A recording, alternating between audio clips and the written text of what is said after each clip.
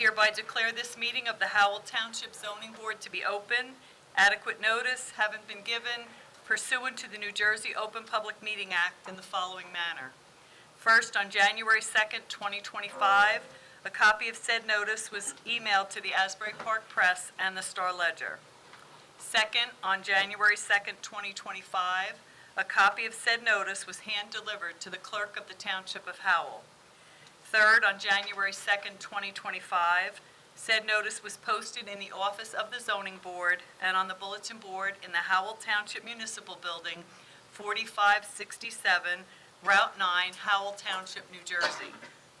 In accordance with the Fire Prevention Code and your safety, please be advised that this facility is designed with 2 emergency exits which are at the front and rear of the meeting room. Furthermore, smoking is not permitted in the municipal building. Please take note that this meeting is being videotaped for possible future broadcast on Howell Township TV 77. Thank you. Thank you, Eileen. Could we have a roll call, please? Yes, you may. Mr. Barillo? Here. Mr. Cantor? Here. Mr. Hughes is excused. Mr. O'Donnell? Here. Mr. Orozco is excused. Mr. Ryan? Present. Ms. Scottson? Here. Mr. Kourabakis? Here. And Chairman Mertens. I'm here, too. You have a quorum. Thank you. Hold on. Oh, There is. Jose is here. Thank you.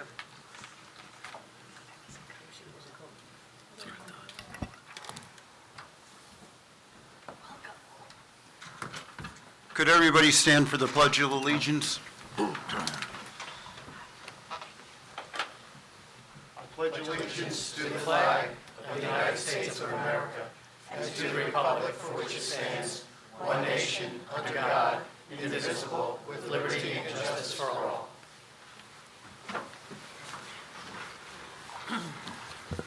Andy, could you swear in the professionals, please? You swear the testimony you give will be the truth, the whole truth, nothing but the truth, so help you God. I do. Please state your names for the record. Charles Cunliffe. Jennifer Beam. Barry Spiro. Professionals are sworn, Mr. Chairman. Thank you, Andy. The first thing that we're going to be doing is the approval of minutes. Approval of minutes for March 10th, 2025. Eligible voters: Barillo, Hughes, O'Donnell, Orozco, Ryan, Scottson, and Mertens. Can I have a motion? Motion to approve. Roll call. Mr. Barillo? Yes. Mr. Hughes is absent. Mr. O'Donnell? Yes. Mr. Orozco? Yes. Mr. Ryan? Yes. Ms. Scottson? Yes. And Chairman Mertens. Yes. Motion carries. Thank you. Do we have any correspondence? I have no correspondence this evening. Shocker. Okay, resolutions before the board tonight. Case number BA 23-16, the Center for Education, New Jersey. Resolution granting use and bulk variance approval. Eligible voters: Barillo, Cantor, Hughes, O'Donnell, Orozco, Ryan, and Mertens. Do I have a motion? I make a motion to approve. I'll second it. Second, Mr. Ryan. Roll call. Mr. Barillo? Yes. Mr. Cantor? Yes. Mr. O'Donnell? Yes. Mr. Orozco? Yes.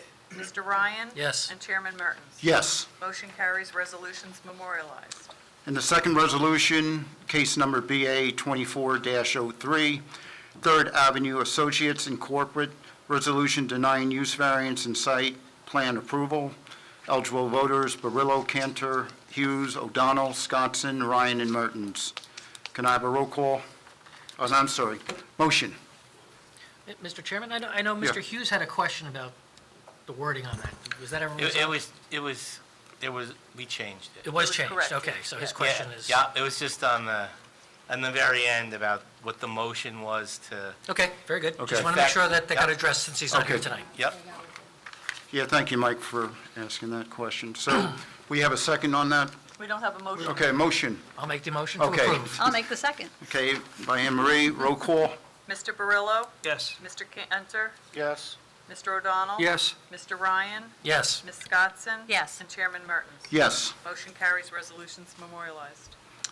Okay, the first application tonight before the board, case number BA 24-22, Kevin and Danielle O'Connor, type boat variance application of Kevin and Danielle O'Connor as applicants and owners seeking a boat variance approval to construct an in-ground swimming pool with associated patio and a 6-foot-high solid fence.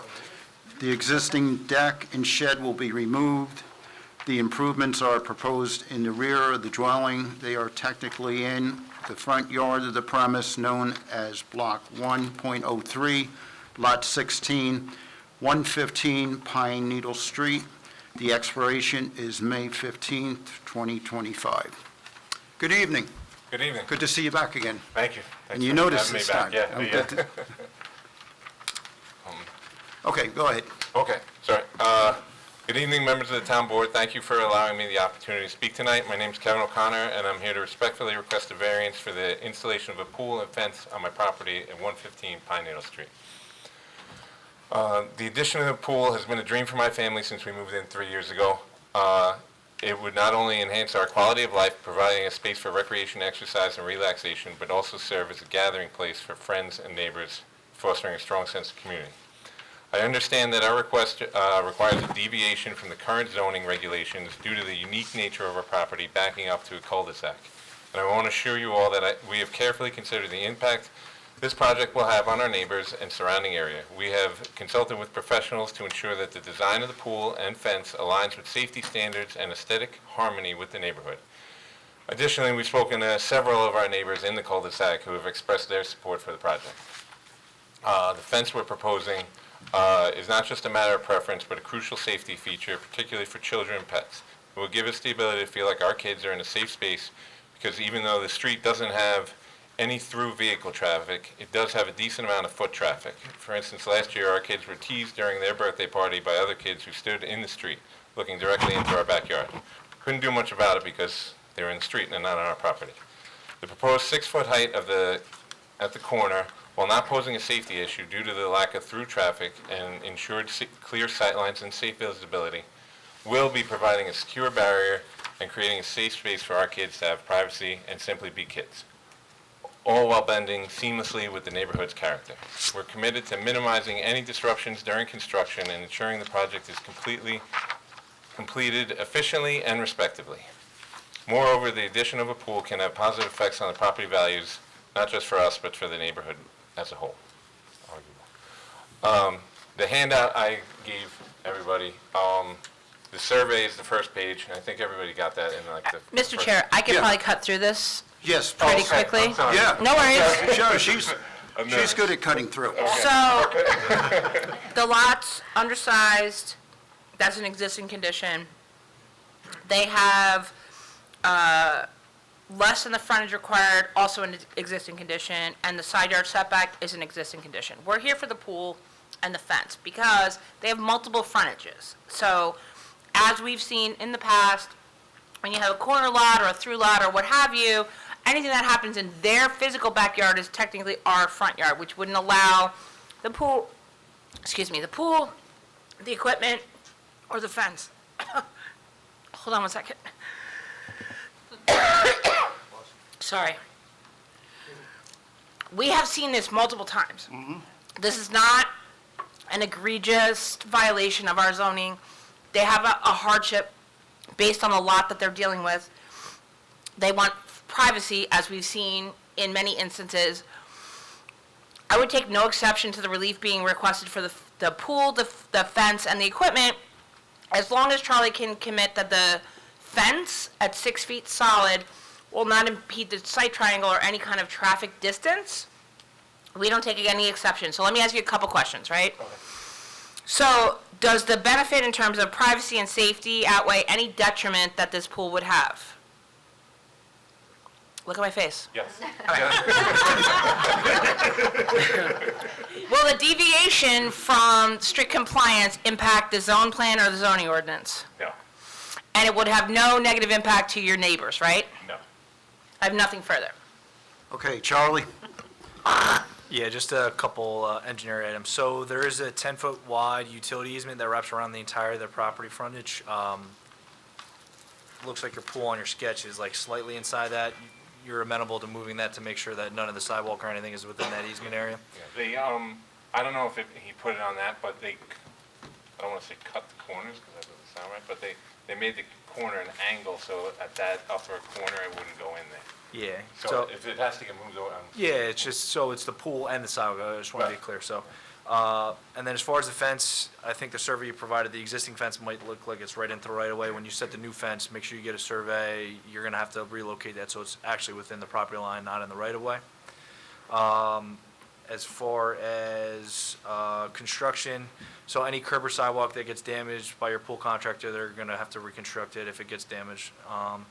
There's no impervious coverage limits in the R5 zone, so there's no implications on that. As far as, I think you had one plan that showed like a trench drain for the pool slab, that would be directed towards either Pine Needle or Bayberry Court, right, not onto the neighbor's property. And then the existing deck and the shed, you had a note on the plan, those are gonna be removed, or? No, I wasn't sure why they put that, but I just moved it like, so there's like 3 feet of deck that I'm gonna cut off, and then the gazebo, so the deck itself is gonna get cut, and then the gazebo that's there is gonna get shifted. Okay. Or not gazebo, I would just request that whatever you're actually going to do, Morgan actually puts on the survey to submit to the board. okay. Yeah, just show the location of the shed, because if it's gonna stay, then it needs technical relief, because it's in the front yard area, so, I take no issue with it, because it's a practical rear, we just wanna see it on the plan, so that way, you know, zoning, at the end of the day, they know what was approved by the board. I would recommend, since you're here, that the board consider the relief for the shed because it's existing. Absolutely. And so if they relocate it out of the setback, that's great, but if you don't, I don't want you to have to come back here to solidify your shed. Okay. I think it's something you should just ask them to grant now, saying that we are trying to relocate it out of that setback area, but in the event that a portion of it remains, you don't have to come back. I would just say, wherever you're gonna put it, Morgan needs to show it on a plan to submit it back to us, so the zoning office understands what goes where. Okay. Yeah, so, and just to clarify with that, so same thing with the 10-foot wide utility easement, the shed just has to be relocated outside of that. The town only lets like fences and things like that, and it's just to, 5 years from now, if the utility company replaces things, you're not ripping up your shed and, it's not at your cost, so. I mean, I have, that picture, this is my best ability to MS. No, that's fine, that's fine. So I would just say, as a condition of approval, they just gotta submit an updated plan showing Absolutely, compliance yes. with the testimony. That's all I have. Put that into the resolution. Okay, at this time, unless you have any further, I want to open to public. I'd like to entertain a motion to open the public. Motion to open. Have a second? Second. All in favor? Aye. No? Oh, okay. Nope. I didn't expect anybody, based on took your word for it. Okay, do I have a motion to close? Motion to close. Second. All in favor? Aye. Okay, what is the pleasure of the board? Mr. Chairman, I make a motion to approve the bulk variance requested with all of the stipulations provided by Ms. Beam and Mr. Cunliffe. I'd like to second that motion. Based on the facts, this is a hardship, and all the changes have been agreed upon, and will grant relief on the shed and any updates, so. Okay. Eileen, can we have a roll call? Yes. Mr. Barillo? Yes. Mr. Cantor? Yes. Mr. O'Donnell? Yes. Mr. Orozco? Yes. Mr. Ryan? Yes. Ms. Scottson? Yes. And Chairman Mertens. Yes, good Motion luck, carries. All right. and let's hope for better weather. Yes, thank you very much, Okay. I appreciate it. Thank you. So the resolution will probably be at the next meeting, and then you can go back to the pool company. Okay, perfect, thank you very much. You could call the office and we'll tell you what you have to do. Okay. Thank you. Oh, yeah. Okay, moving along. Tonight, we have two applications. We are, at this time, going to move the case C, which is the Ford Plains Partners, to second on the list. So, Mr. Pate, if you want to come up, I'll read it right now. Case number BA 20-118 Ford Plains Partners LLC. Use and bulk variance to construct one flex warehouse and one self-storage building. Application of Ford Plains Partners LLC as applicants and Ford Plains Partners LLC, Lot 6.01, and 1499 Holding Company LLC, lots 15.03 and 15.04, seeking use variance and bulk variance approval to construct one-story flex warehouse with magazine office space and one four-story self-storage building and stormwater management system on premise known as Block 137, Lot 6.01, 15.03, and 15.04 Fort Plains Road. This is a bifurcated application as the applicant is only seeking use variance approval at this time. This application was partially heard on August 26. Additional testimony on September 9th, 2024. The application was carried to October 28th, 2024, when it was carried to December 16th, 2024, with no further notice. After more testimony on December 16th, 2024, it was carried to February 24th, 2025, with no further notice. On February 24th, 2025, it had additional testimony presented, and then was carried to March 24th, 2025, with no further notice. Eligible voters: Barillo, Cantor, Hughes, O'Donnell, Orozco, Ryan, Scottson, Kapokarakis, and Mertens. Yeah, Mr. Mertens has certified. Expiration is March 30th, 2025. Mr. P. Mr. Chairman, members of the board, board professionals, public, good evening. Kenneth Pape on behalf of your applicant. And as read into the record, this is the fifth presentation to the board on this application. At the February meeting, we were substantially complete. There was an issue with regard to the design element of the building that the board identified, and we asked for the opportunity to address it. This evening, Louis Zugner, who is the engineer, whose credentials are on the record, he's sworn, he's under oath, and is prepared to make a presentation on a revision to that one portion of the building that was up for discussion. And then, Mr. Chair, at the meeting of the last meeting, there came a moment where the public portion was closed. I believe that the public portion would have to be open for the limited purposes of examining Mr. Zugner's testimony this Yes, evening. it would only be for his testimony, And nothing then we else. would be looking for an opportunity to provide you with a summation and be asking the board to vote this evening. Okay. With that, Mr. Zugner, I remind you that you're under oath, and I know that you have a new exhibit that has been electronically loaded. The name of that new exhibit? It's a site rendering. It's an updated version of a prior The one you exhibit. gave me today. Yes. John, that says A47 in the exhibit folder. There was a safety and an aesthetic element of the discussion when the architect was presenting the rear of the flex building, and Mr. Zugner has addressed that in a modest redesign. I remind the board that we're asking the board to consider this application for use variance, that it is bifurcated, and a formal site plan that brings all of these issues to a conclusion and for the board's review would be forthcoming. Mr. Pape, the exhibit list I gave you is missing the two exhibits Mr. Zugner sent this afternoon. A46 is an aerial exhibit, Got it? and A47 is the site rendering.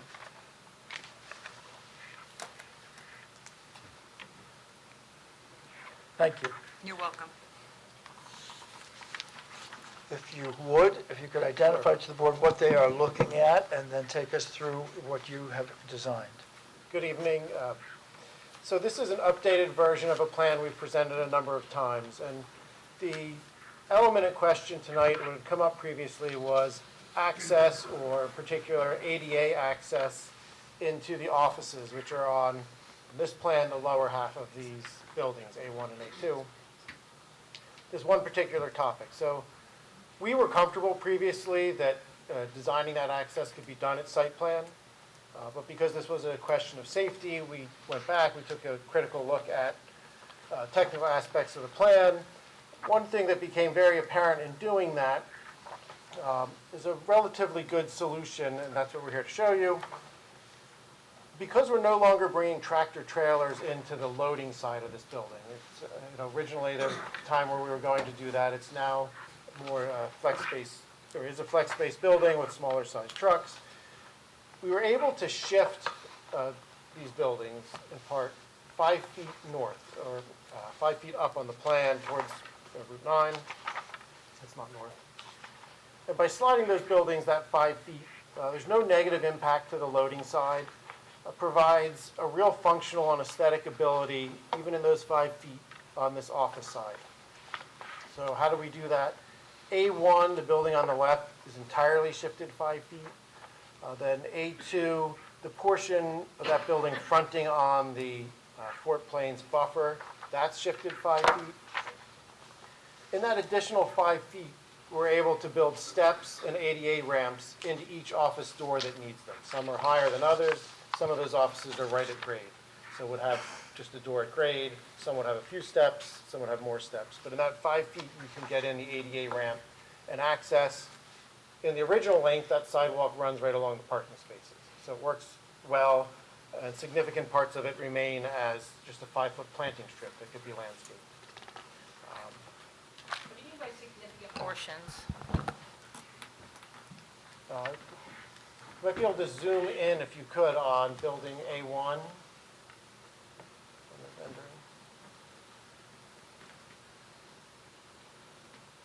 As you can see here visually in green,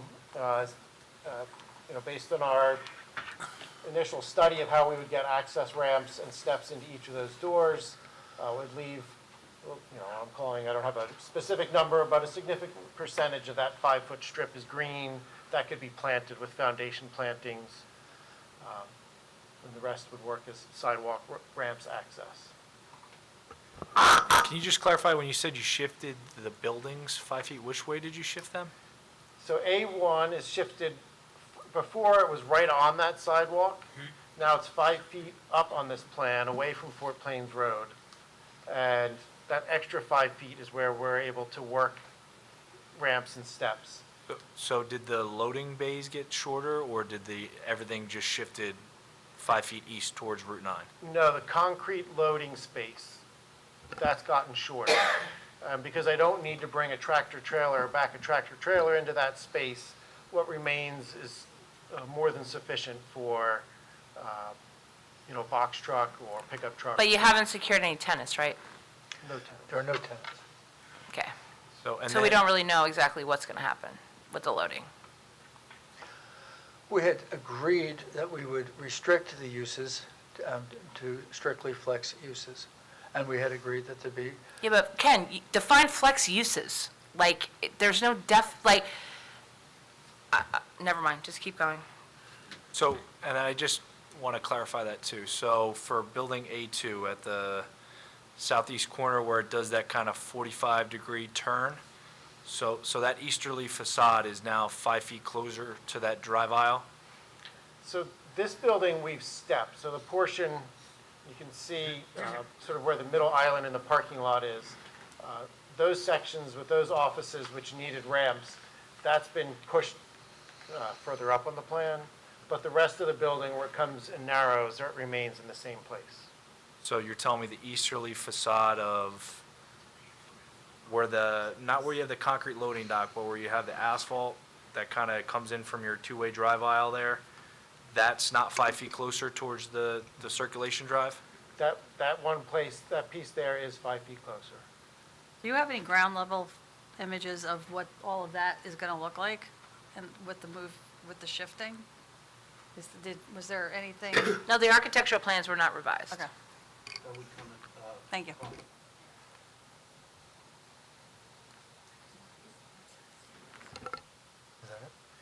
Yeah, I would just, again, this was prepared sort of for clarity on how we would get access, to demonstrate that this can be done without any safety concerns. Of course, the final design would still come with site plan. that, Mr. Chair, is the additional testimony that the applicant offers to the board. Okay. Charlie, anything more to his testimony you want to add?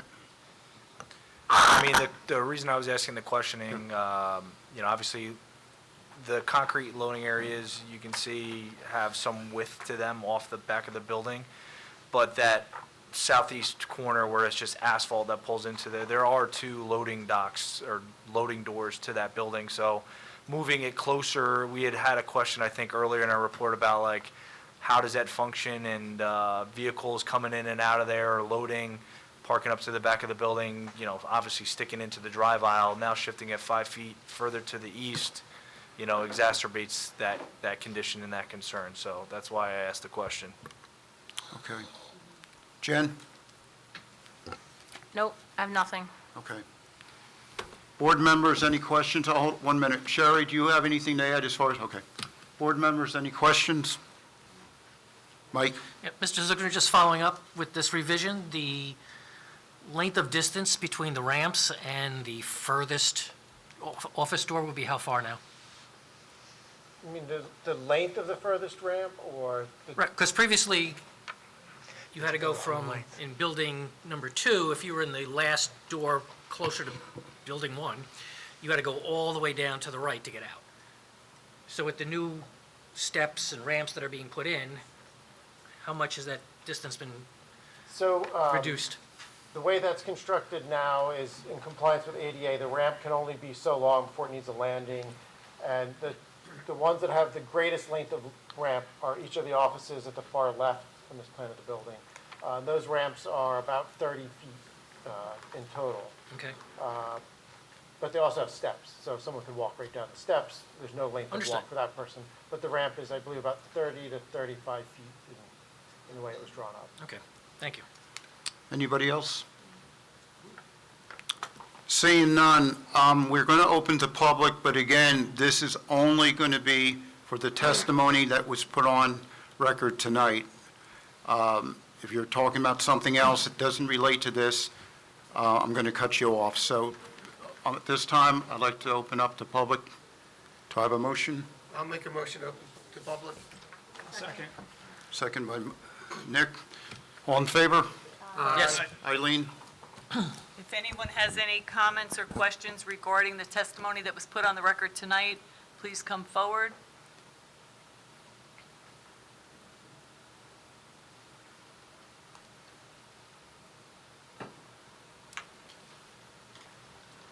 Hello, Member Board. Good evening. Everyone else, James Fields, FIELDS. You provided testimony? Yes, I have. I think before? Yes. Yes, I have. Right? So you're still under oath? Yes, last sir. meeting. You don't need to do it again? I appreciate You're it. still under oath? I hope everybody's brackets are still good and not busted, right? I understand we have to stay within the parameters of what we spoke today. Yes. But with that stated, just understanding that the ADA compliance and the ramps are going, are we aware of what types of businesses? I understand it was stated it was a flex space, and she did ask and mention, what types of businesses would need this ADA compliance? Have we ever come up with those businesses that would need the ADA compliance on the flex space? And/or what restrictions So would be? ADA compliance and the tenants, totally different. You have to comply with ADA regardless, Correct. but I don't think they have any tenants as of right now. So you would, one would say that the ADA would be for the tenant that's there, correct? I mean, that's the Or- proposal. Or a person who is visiting the space, correct? That's the proposal, So, yeah. That's what I'm saying, for those who are ADA compliant for this revision, do we know who might be visiting this space? We Any don't. tenants? We don't. We don't. No? Okay, that's Still what I wanted don't. to bring up. Also, since there was a mention about it moving, I'm assuming now we can talk about it actually moving about 5 feet. It's away from Fort Plains.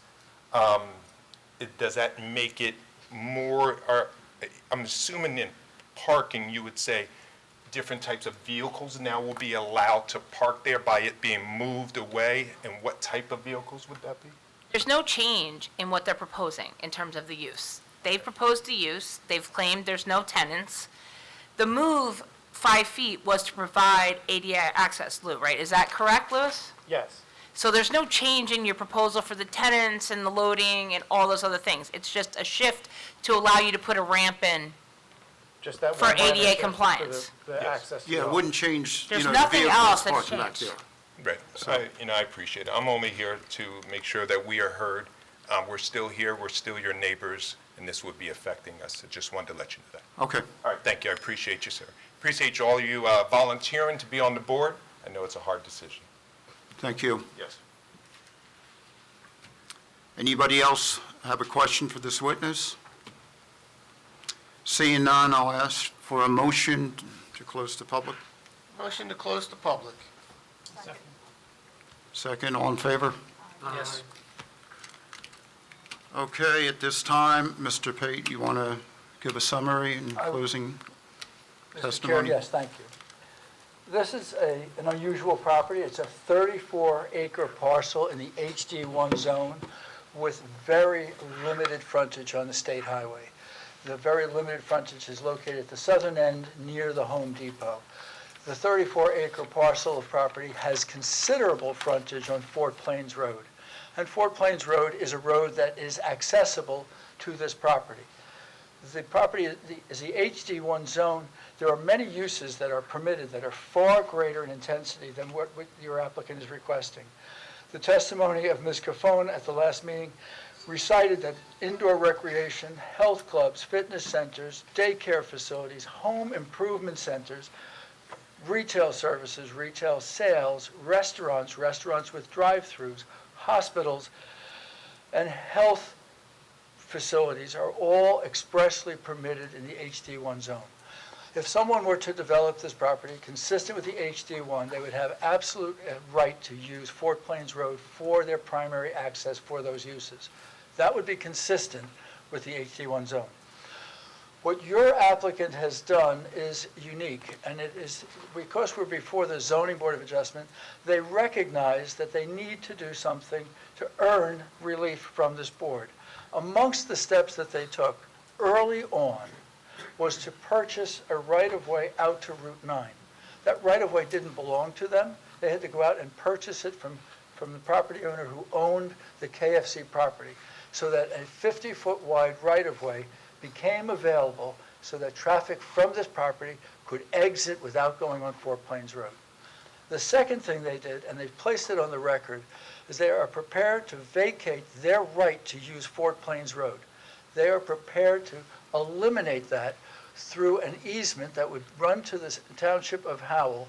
Howell would own that easement, and the only penetration of that easement, only penetration, is the one that Chief Prochnow asked for, and that was to have an emergency access driveway at the northern end. And that would be a secure driveway, a gated driveway with a Knox box, and it would be designed the way Chief Prochnow asked us to. So you've got HD1 properties that have all of these intense uses. You have the absolute right to use Fort Plains Road. And your applicant comes in and presents uses that are low intensity. The testimony of all the witnesses identified that they are low intensity. They're not asking for the high intensity uses, and they are giving up the right to go on Fort Plains Road totally. Unusual. Your applicant took a very responsible step by doing that. The buildings that are proposed, although we are aware, and we've talked about it at length, that a flex building on this property is not a permitted use, but we did visit the standards in the ordinance for flex buildings, the size, the height, the size of the spaces. And through a give and take with the board and the board's professionals, our client modified those buildings so that they're now in compliance with those elements of the approval. During the hearings, there was a concern expressed by board members and by board professionals about safety.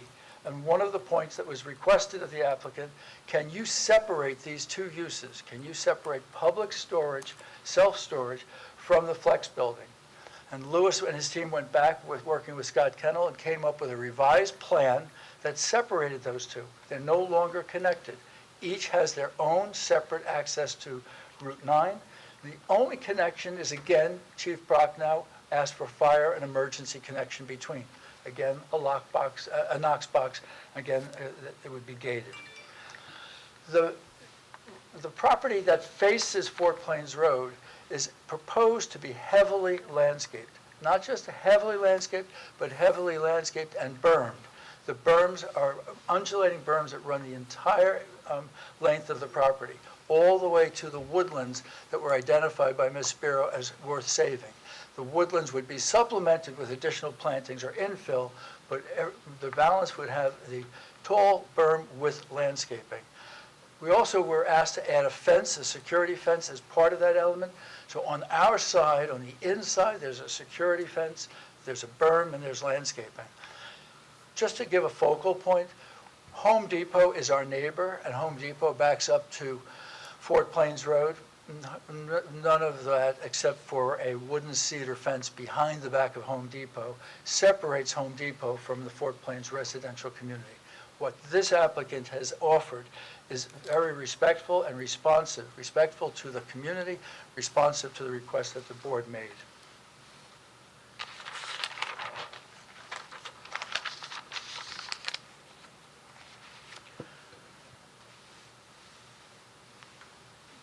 Not as important, but worth noting is early on there were objectors to this matter that were represented by counsel. Our clients met with them to understand and address their concerns, and they withdrew their objection. There's a bungalow community on the property. This is not something that the board asked, but this is something that the Township of Howell directed.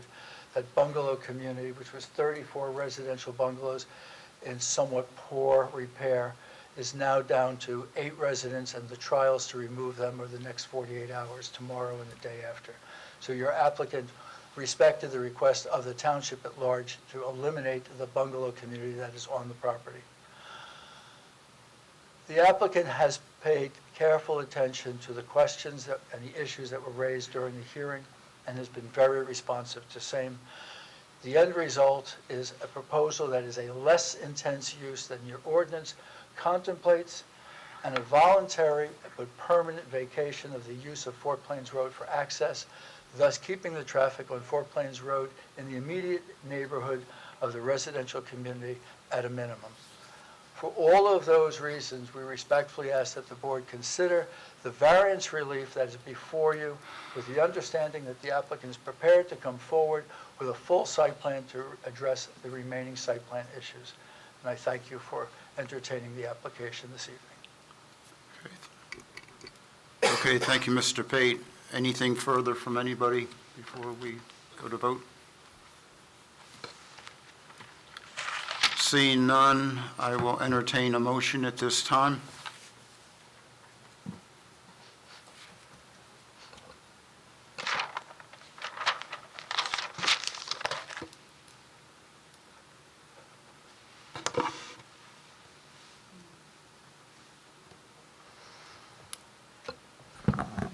Mr. Chair, would you like our opinion on what we just heard?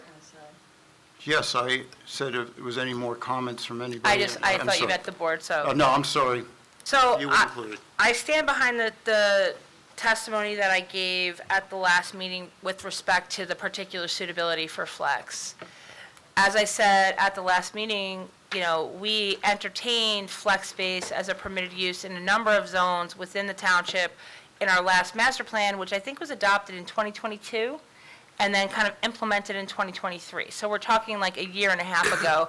This is not dated. It's not that we didn't investigate it, and we did allow flex as a permitted use in a series of zones. This was not one of them. So, you know, it's not like it was forgotten. I also take exception to the fact that there was a statement saying that this is less intense than what's permitted. Self-storage is permitted. If the whole site was self-storage, it would be far less intense than self-storage plus flex. And absent understanding the tenants, and we still don't have any tenants, the impact and the implication is still relatively unknown. So with that being said, I still, you know, I appreciate the applicant's efforts to mitigate the safety concern that we raised regarding the wall and the, you know, ADA compliance with respect to a fire or some kind of an emergency exiting the building. So I do appreciate that aspect of it. However, it doesn't change my overall opinion on the fact that we still don't understand the tenants. We don't know who's going to be coming in and out, the frequency, et cetera.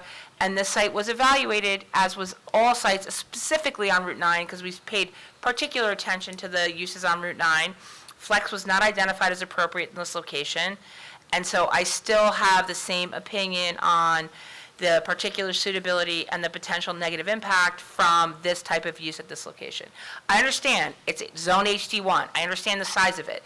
However, this is not a typical lot that we see on Route 9. It is limited access on Route 9, it's long and skinny, impacts into a residential neighborhood, and without understanding what exactly is going there, it is, the negative impact is still not resolved when it comes to my analysis. So respectfully, I feel like the site's not particularly suited, and the negative impacts could outweigh any potential benefit from this particular development at this location.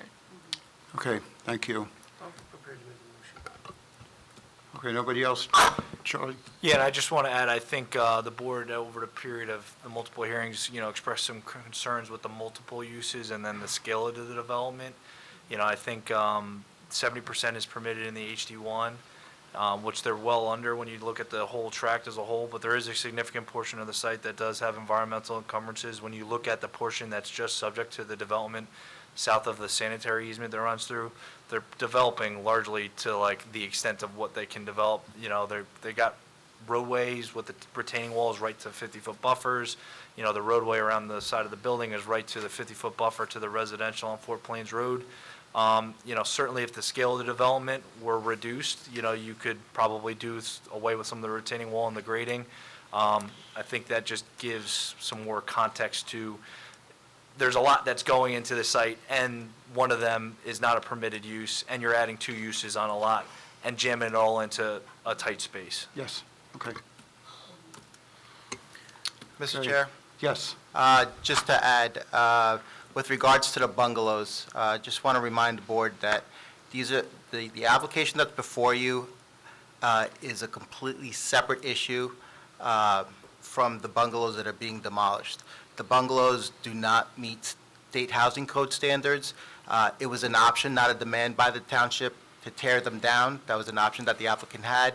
He chose that, for whatever reason, it wasn't in his best interest to continue with the bungalows.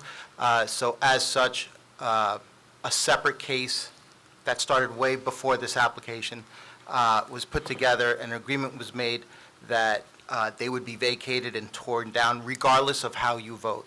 So just keep that in mind, that they are Yeah. two separate issues. I totally agree, and everybody is, okay. Okay, at this time, I will entertain a motion. Mr. Chairman, Yeah. I'd like to make a motion to... He's not eligible, Okay. sorry. I'm written down on the list, though, for today. You're eligible, but if there's 9, we can only accept 7 voters, so Okay. unfortunately you don't vote. Mr. Chairman, Yes. after hearing all of the testimony, it is my opinion that the applicant has not proven to me that the positive benefits of this site would exceed any of the negative impact to the community of Howell. And therefore, I make a motion that we deny the use and bulk variances sought by this applicant. Okay, do I have a second? Second. Second by Ms. Scottson. Can I have a roll call? Do you want to explain to them the vote? It's a motion to deny, so if they're voting yes. Yes. Right, so what Yeah, Eileen is yeah. saying is a yes is a no. Yes, yes. Okay, It's a motion to deny, so if you vote in the yes, you're agreeing with the motion. okay. Mr. Barillo? Yes. Mr. Cantor? Yes. Mr. O'Donnell? Yes. Mr. Orozco? Yes. Mr. Ryan? Yes.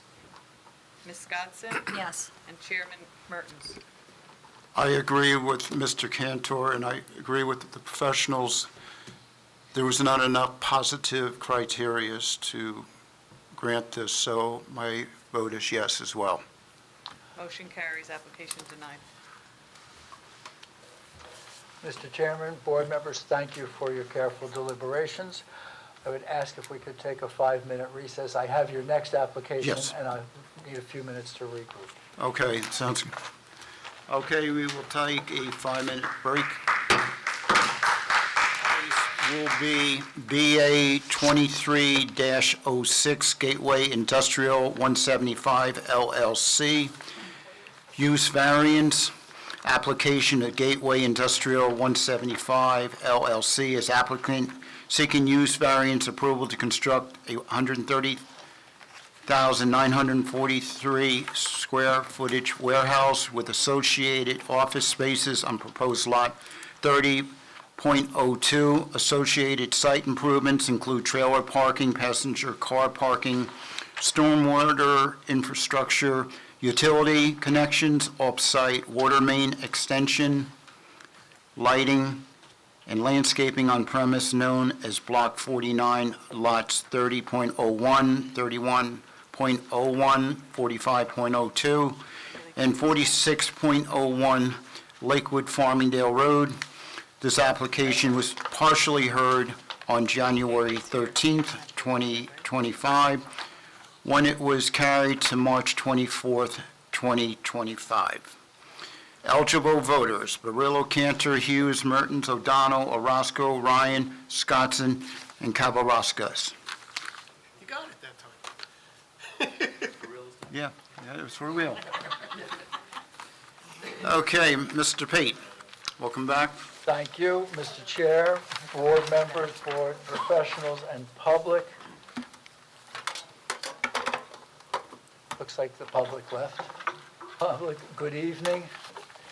This is a continued application as read into the record by the chairman. The last time we presented to was January 13th, 2025. However, we've been before this board since March of 2024 with some testimony in March and some in June, some in September. We were here in November. I don't think we did a substantive presentation, January 13th. And we're again here this evening.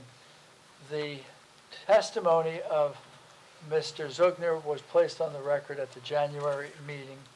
We did not reach the testimony of, also the testimony of Ms. Rubb, the architect, was placed on the record. I do not intend to call Ms. Rubb again, especially after Ms. Beam complimented her on such a beautiful building, and so I think we'll just rest on architecture. But there were a couple of questions with regard to engineering, and we also did not present traffic, and we did not get to planning. So I think with your permission, Mr. Chair, we'll begin with Mr. Zugner and go to some of the open issues that were left at the January meeting for the engineer. And there was,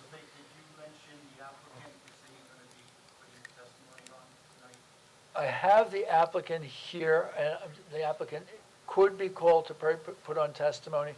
They do own the building, and they operate the building that is adjacent to this one, and the use would be the same. Okay, I mean, as long as, if somebody's available to answer any questions regarding operationals, that's fine.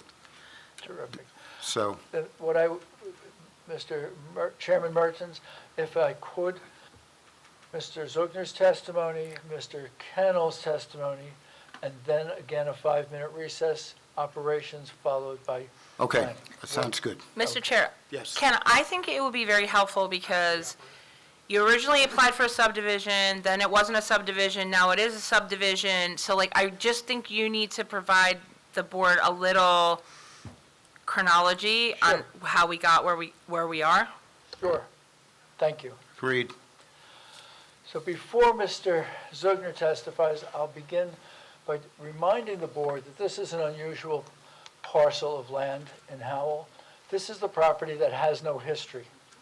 This is the property where the buildings that are on this site apparently had something to do with the federal government or the military decades ago, and there's no history of approvals. What's there happened. The buildings happened. The parking lots happened. And it wasn't until maybe sometime in the last 10 years, as people bought those properties and became private owners, and we actually came before the zoning board and the planning board creating a history for those buildings. There was a small office building across the street. We came in and we asked for approvals to use that office building for specific uses. We created a drainage system in a parking lot. But that was the very first time that that property had an approval. And we came in with a large building that is next to this one, and we asked for permission to put shelters over the loading docks. There were no approvals for the building, no approvals for the loading docks, no approvals for the parking lot. None of that had ever been approved. It just was, and we came in and we asked for certain approvals to put shelters over the docks. And what you have now there is this interesting property that has a large parking lot that is separate from the building that's in front of it. But what we found working with our clients is we found that there had been a master deed that had been created that kind of wove, it wasn't a government approval, but there was a private master deed that had been woven together that created access, a series of access throughout the properties. And that access system actually provides access from the roadway to the parking lot that's behind the large existing building. When we first came before the board, we had combined all of the excess land into one parcel. And after working with your staff, came to a conclusion that that was not the right approach. We then looked to separate some of the properties from the front building, and the separation would have had this large parking lot, this existing parking lot that services the other building, become part of this site. And as the planner's report, Ms. Beam's report pointed out, we now had created another variance for ourselves because we had doubled up the uses on our property when that wasn't our intention. So Lewis found a way to subdivide the parking lot off so that it stands alone on its own lot. We're not asking this board this evening for a subdivision approval, but we're offering as a condition of the approval that we are asking for, the use variance relief, as a condition that we would subdivide and create that separate parcel for that parking lot so we don't have two uses on our property. Ms. Beam, is that adequate to address the concern? Yeah. Thank you. That's how we got here. And that's the most recent exhibit that was prepared by Lewis and filed, shows that subdivision to create a lot for that parking lot. And not to belabor the point, but it is most unusual to find an industrial complex like this. In fact, I know of no parallel. Most unusual to find an industrial complex like this, as comprehensive as it is with driveways and parking lots and industrial buildings, that has no approvals. It just doesn't have any approvals. And we kind of joked and said we have to make birth certificates for every time we come before you for whatever we're presenting, because there's none there. And we've gone through this at length with the township. And so with that, I'm going to ask that Lewis begin his presentation on, I think the one very clean, easy point to make is water. We talked about bringing water. We talked about bringing water thousands of linear feet to this location, a private extension that would benefit the public. Our client is ready, willing, and able, I think 2,700 feet? It's longer than that. Okay. To bring a main water line to the property. And the first question is, who would benefit from it? And Lewis has prepared a water line exhibit. Second, there was a question that Charlie Cunliffe raised, and that was, in another application that this board heard on Fairfield Road, after the approvals were all in place, it was determined the water pressure in the line was inadequate, and a modification was necessary to create an on-site pump to have adequate firefighting water supply. Mr. Cunliffe asked that we address that as part of this application. I'm pleased that Mr. Zugner has done the necessary research and can respond to that. Those are our first two issues. Then we'll progress into the subdivision, and we'll progress into some of the remaining site plan issues, if that is acceptable to the chair. Very fine. Mr. Zugner, I remind you that you're under oath, and the board, I remind you that his credentials as a professional engineer have been accepted and made part of the record. If you would introduce to the board your water exhibit and take us through the proofs that I just outlined. Great. So there were three, 838, John. And Mr. Pape, on your exhibit list, Yeah. the off-site water main extension was already listed as A38, but A39 Lewis sent in earlier today as the site plan rendering, Thank you. and A40 is the subdivision exhibit. Thank you. So we'll do all of those, but let's do them in sequence. A38, the off-site water main extension, if we could put that up, and if you could explain what we're looking at and talk about the improvement that our client is offering. So a quick overview, and then we'll go through it a little bit. The question was sort of twofold. What is New Jersey American's sort of direction to us on where the water line would come from, how far, things like that. And then there were some secondary questions about what properties might be impacted. If we could start, if you don't mind, in the upper right-hand corner, could we zoom in on the location map? Perfect. So our route, or where this water line is coming from, is from Squonkam Road, and it's about 6,000 feet, so it's quite long. And that's the direction they wanted to bring us. New Jersey American has directed that the water line would come from. They have a 16-inch main in Squonkam Road. If you don't mind zooming back out. The rest, I don't know that it's necessary to go through each element, but shows there are a number of properties of various different uses, and they're all labeled and with information, but a number of people who would be along that route, who would have the potential to connect. That's sort of the identification part of the route. You had also mentioned, Mr. Pape, in terms of adequacy for fighting fires. The simple answer is, well, it's not a design yet. New Jersey American is very specific that this, as a new line, would have to provide sufficient adequate pressure and supply for not just our building, but other buildings. They essentially wouldn't let us build a new line that doesn't provide enough water. And the other example, on Fairfield Road, that was an older existing line that someone was working with, and that's why a fire pump was brought in. It didn't have the flow or the pressure. I could just, I want to make sure that it's clear to me. I'm embarrassed that I said 2,700 when it's 6,000 feet long, but the Fairfield Road water line was an older water line that was, and the applicant came in with a warehouse tying into that water line, but that line was in place. That line was already in place. And it was determined it was inadequate. Correct.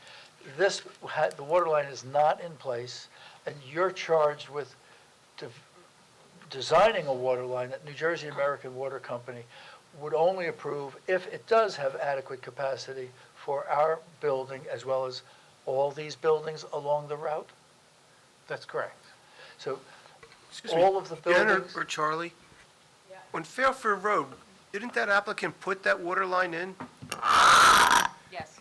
Yeah. Yeah. So they were proposing on that application a significant main extension. Mr. Zugner can maybe speak more to it, but my understanding was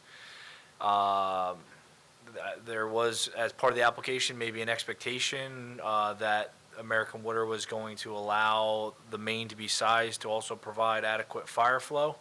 And that didn't happen after they received approval, and then they had to, I believe, get an administrative approval for a separate tanks for fire suppression. I guess for whatever reason, either the existing infrastructure didn't have sufficient capacity or pressure to, deliver the amount of water needed for fire suppression purposes, but. As I remember, it wasn't an existing line. That was part of the reason why we voted in favor, because we'll put that line in. Mr. Cantor, we were the attorney and the engineer on that application. You certainly were the board members that approved it.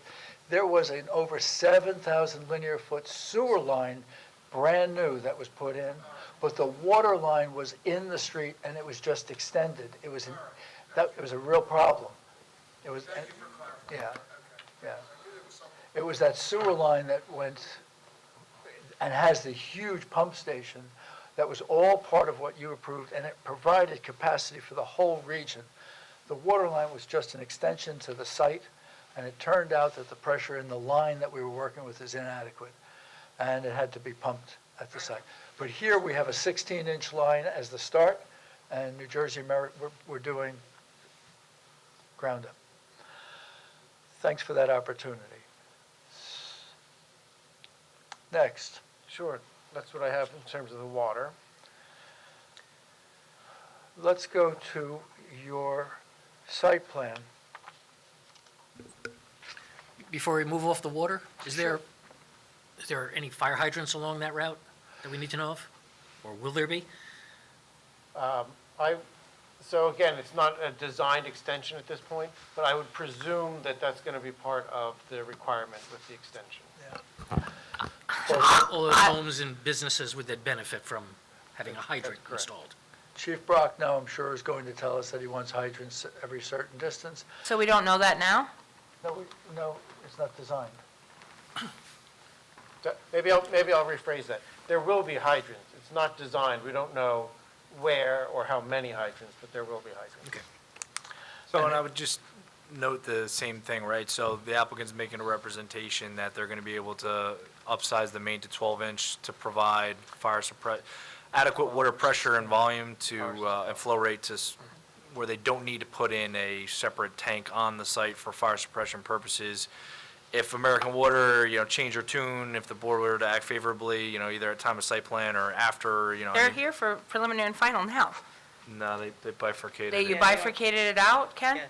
Yeah, we asked that we permitted to proceed with the All right. use variance portion Yeah. only. So, I mean, if that changed and then they wanted to propose infrastructure, if it was above grade and things like that, then they would have to come back to the board to seek amendment of any approval for that. And what would happen if they said no? You'd have to cite a tank on the site somewhere? Pump.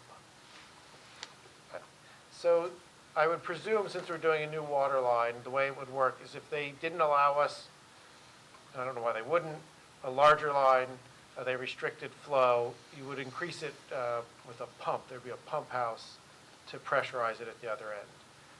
Being on public water with flow, I don't understand why there would be a tank. There might be a fire pump.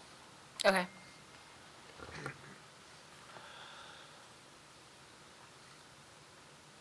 I think the next issue that we were discussing with the board was that the fact that the sanitary sewer service area in which this property is located is something like Swiss cheese. Properties that are immediately next door to us and across the street from us are in the sewer service area. And in fact, when we went first to work with the sewer engineer here in town and the Manasquan River Regional Sewerage Authority, everyone thought that this property was in the 208 sewer service area. It turned out that it wasn't. And it's almost illogical that there's a hole in the middle of the sewer service area and this particular property isn't served. For that reason, our client's engineers designed an adequate septic system that would handle the building. The last meeting, I'm not sure how it was phrased, but I know that it was brought up, would the applicant pursue an amendment to the 208 sanitary sewer plan to allow sewer to the site?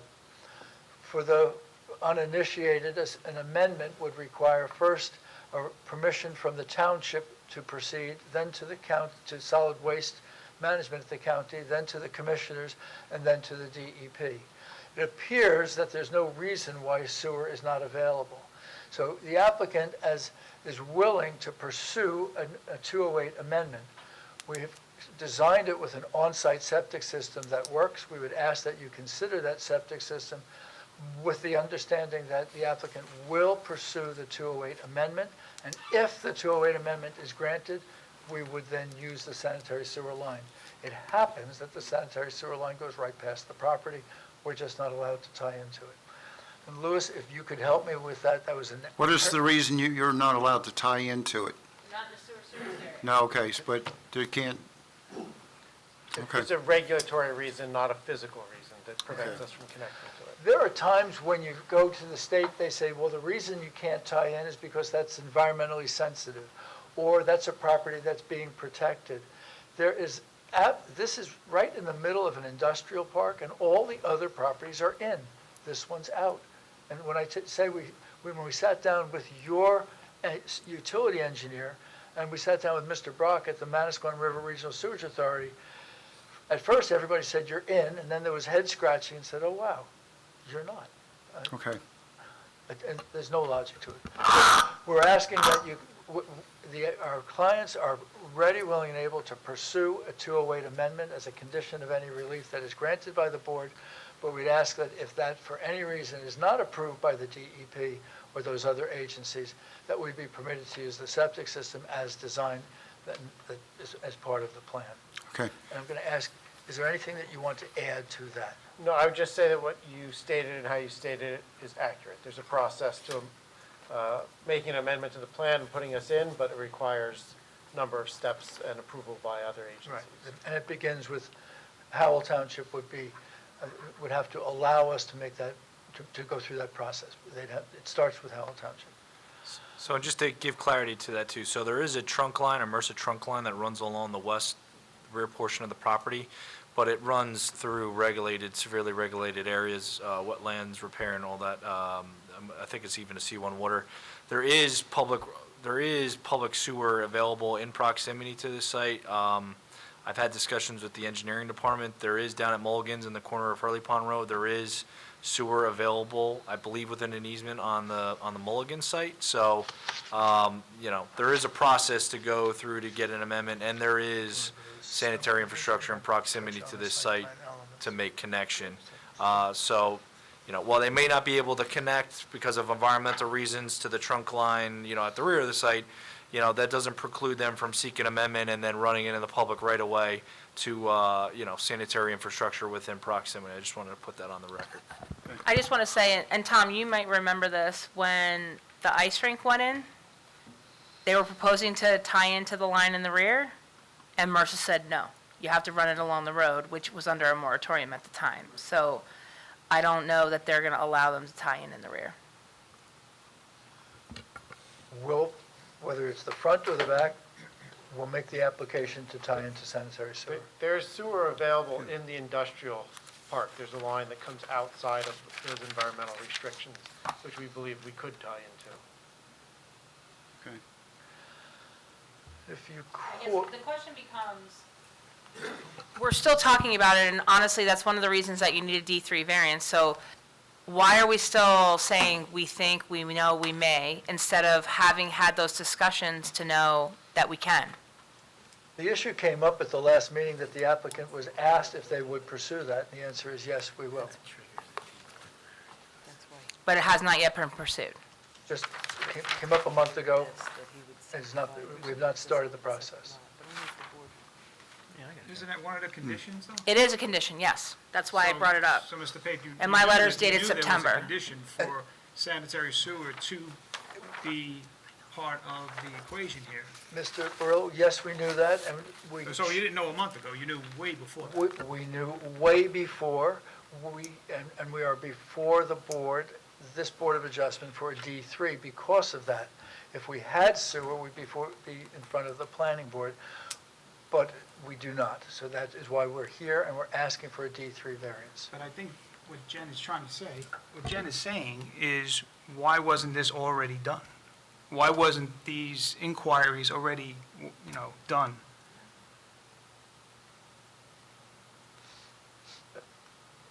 The applicant has the right to come before this board and request relief. It's relief that has to be earned, and we are before you asking for that relief. We believe that it is justified. Going for the sanitary sewer amendment is something that was raised for the first time by your staff at the last meeting, and I reviewed it with the clients, and they said they would undertake that. I guess I would have hoped that some conversations would have transpired. I mean, Well, I get this is- it's a month, but it's been more than a month. So No, I but, I mean, feel like these conversations should have been had already. Section 188.98.6, conditional use requirements for warehousing. And it's Understood. number D on here. And if you don't meet them, if you meet them, you go to the planning board. If you don't, the zoning board of adjustment entertains it in the form of a D3 application, and that's what we're asking you to Right, consider. but your representation has been that you intend to comply and you intend to connect, and I'm failing to understand why, when the application was read into the record, it was multiple months ago. These are conversations that could have been had in advance of this hearing. I mean, warehousing has been a sensitive topic for this township all over, and getting all the ducks in a row probably would have been advisable. I would have expected at least preliminary conversations to have been made with an understanding of, you know, if you get your 208 amendment, this is how we anticipate you tying in. That's kind of what I'm suggesting. With your permission, we are here this evening. We have an application before you. The guidance that has been provided by the board and by the board's professionals was not on deaf ears. We have just started that process. But with your permission, I'd ask if we could continue with the application. Okay, this but evening. next meeting, we're going to have that resolved, because, I mean, I agree with the fellow board member, and I mean, that should have been done. So if you can, we're not going to vote on this tonight, because I don't feel comfortable until we have that taken care of. Understood, Mr. Chair and board members.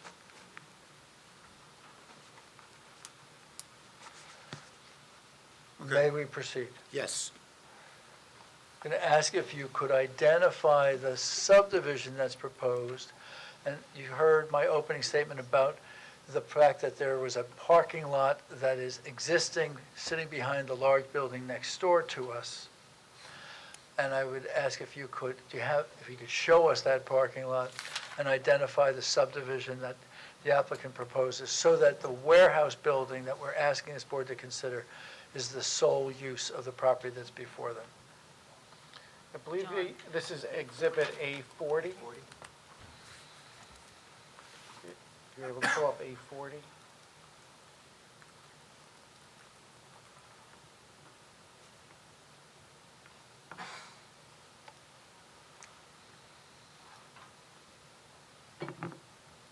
So this is a diagram where I've used a little bit of color to express a couple of elements. These are, in all these colors, multiple lots at the moment. And the red lot, which you can see underlying in the red, there's a rectangle at the right-hand side nearest the building. That's the parking lot everyone's spoken about. That lot in its existing condition more or less fits that shape. There's a dark green flag that extends out to the road that's part of that property at the moment. So in this configuration, essentially we're removing the flag. That's what's causing the subdivision. We've gone through a few different iterations of how to, Mr. Papen described, maybe combine lots or do other things. And when we were looking at this most recently, what we discovered through some deed research is that area in yellow is an easement that does provide access to this property. So the property, when we remove that flag, still has access. We haven't caused any other issues to it. And we haven't substantially reduced it. We've just removed the flag. That stays with the parking area. One other element when we look at the green lot, which is essentially the area we've talked about, still larger than the 10 acres in the zoning. We reconfigured and had to move or relocate some grading and a detention basin to keep it on essentially the green property. Functionally, we could have zigzagged the property, but we thought this was the best solution to keep it simple and in close conformity to where that property line sits now.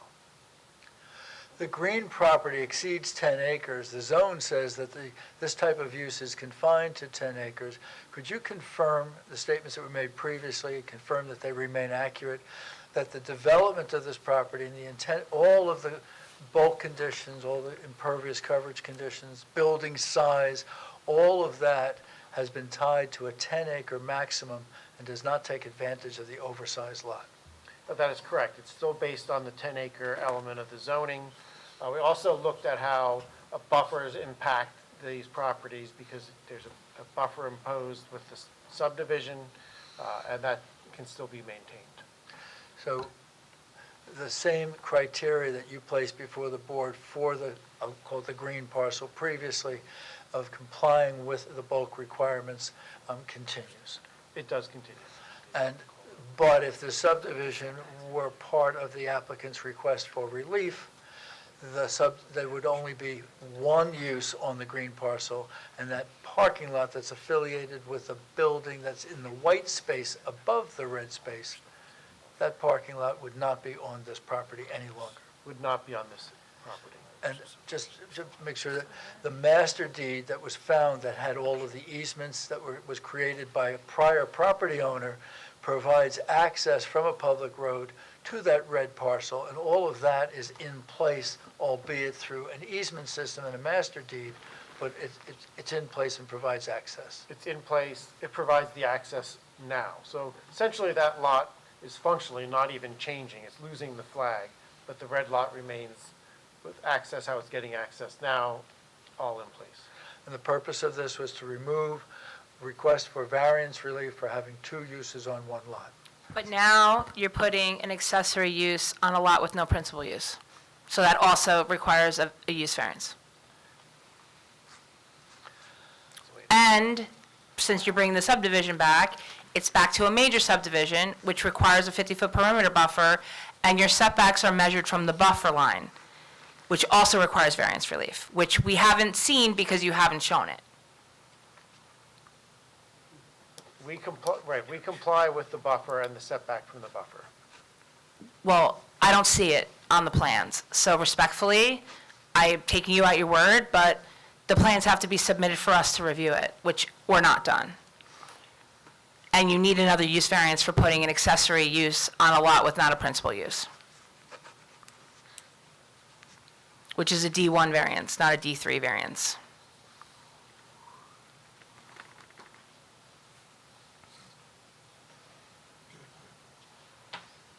Noted.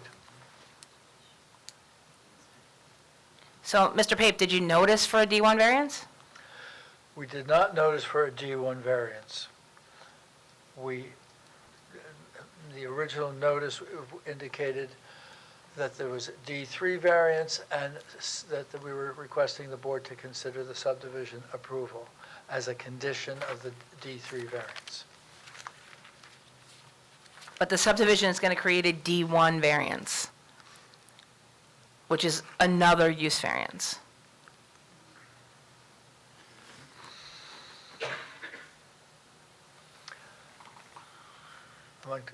I'd like to proceed with the board, and I don't mean to be difficult, but if I could have a moment to confer with Mr.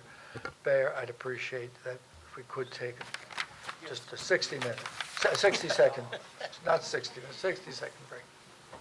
We'll have a 2-minute recess. The board will now take a 2-minute recess. Thank Okay, you. Mr. Pate? Yes, thank you, Mr. Chair. After consulting with your professionals, and I think that being a prudent step is that we renotice and add additional relief as actual or potential relief. If you carry us to the April 28th meeting, we will renotice and republish. We'll provide an extension of time for the board to act and deliberate, and we'll also begin the process of the 208 amendment. If that's acceptable to the chair. And you did say renotice. I have to renotice. Yes, okay. I'm renoticing and republishing, Okay. and we'll grant the board an extension of time. Is that acceptable to the? Yes, it is. At this time, anybody in the audience, case number BA 23-06 Gateway Industrials will be carried to April 28th, 2025, with further notice, an extension of time, and we will have you on the agenda first. Thank you very much. Okay. So on the record, the extension of time shall run through May 30th, 2025, and such reasonable extensions that the board requires will always be granted. Okay, thank you. Thank you. Good night. Thank you, and good night. Okay, Eileen, our next meeting, I believe, is May, Your next meeting is April 7th. I'm trying to jump to May. Yeah, nah, okay, April 7th, Yes. okay. And you have 3 use variances on that night, so.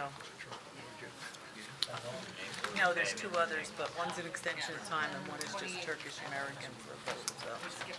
Eileen, you need this for the O'Connor, or you got it? I have one, thank you.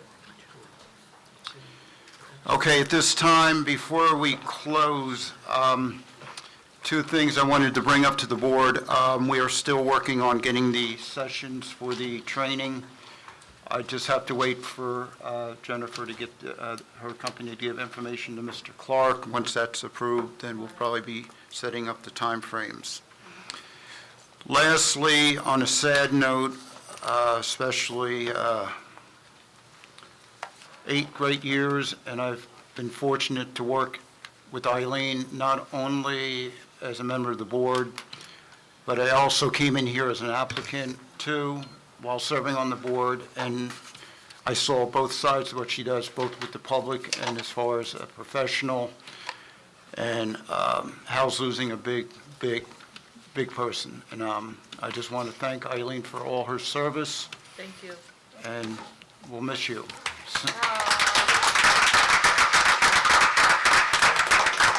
It's been a pleasure, and I really did enjoy working with this board. Thank- So maybe I'll bring you back a cake one day. Yeah, that would be, Yeah, those things are, you start a side business with that. yeah, side business, let us know. That would be fantastic. You need to get an alcohol license. Red Rose is open, I understand, so you can go in there. I know. She only bakes with liquor. You're giving me a bad rap. And also want to thank Jennifer for requesting them tonight for her last meeting. So, Oh, thank you. anyway, with no further business, I'll entertain a motion to close. All in favor? Thank you, Rich. Thank you.